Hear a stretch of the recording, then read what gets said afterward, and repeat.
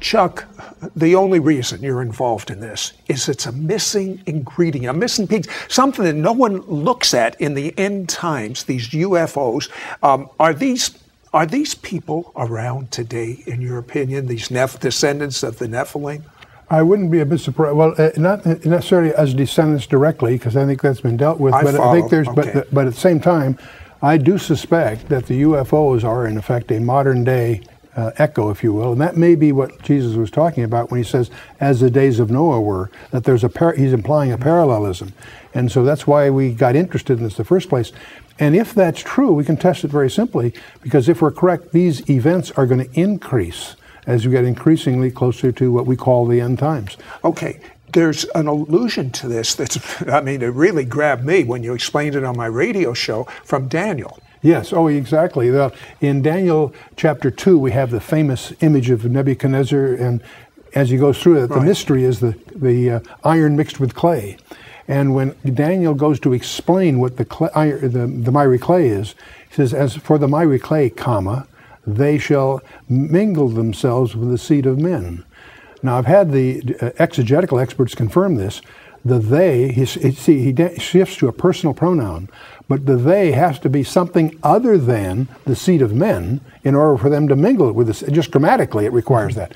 So that leads to a speculation. What are we talking about here? One of the possibilities is that we're dealing here with something that's not the seed of men, namely Nephilim, hybrids. And that's a hint there that there will be a proliferation of hybrids at the end times, because that's what Daniel's talking about. So that's a staggering verse to deal with. You talk about Joshua's assignment to destroy all the people in particular areas that a lot of people wonder about. Yeah, when you read that as a New Testament reader, you're shocked, because God tells Joshua to wipe out every man, woman, and child of 4 key tribes. And that shocks the New Testament reader, because we don't understand that there is a gene pool problem again. We understand Genesis 6, the flood of Noah, was dealing, among other things, with a gene pool problem in the human predicament. What we don't realize is that Satan had again laid down a minefield in Canaan, because when he found out from God's revelation to Abraham that his descendants would be away and then return after 400 years, that gave Satan 400 years to lay down a minefield. When you study the book of Judges geographically, you discover that they didn't follow through in certain areas to wipe out their instructions. The places they missed was a place called Bashan. We call that the Golan Heights today. There's other areas, the central part, that we would call Judea and Samaria, but now it's called the West Bank. And there's the third area, a place called Gaza. And you stand back from that and you realize those areas where they failed to follow through in the book of Judges are the same areas that are under dispute today. And you begin to realize that there's a demon overlay on human history here that we need to understand. And that's my next question. In your opinion, are we talking about aliens from foreign planets, or are we talking about demons? Well, first of all, I don't believe that even J. Allen Hyde and Jacques Vallée concluded they're not intergalactical for a number of good physical reasons.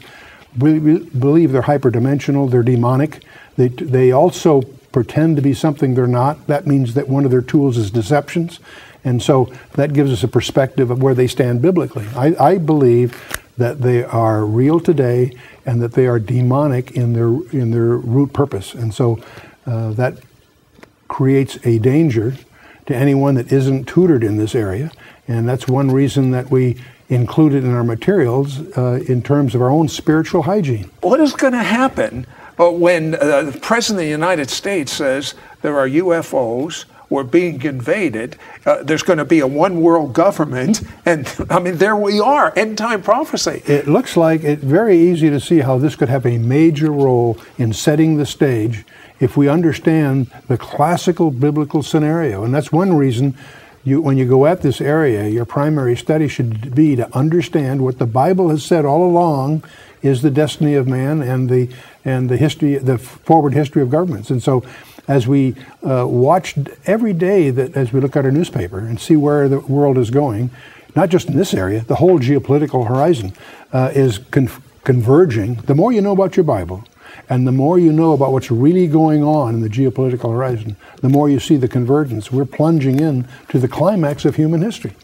Based on all of your Bible study, all your research, where is America right now?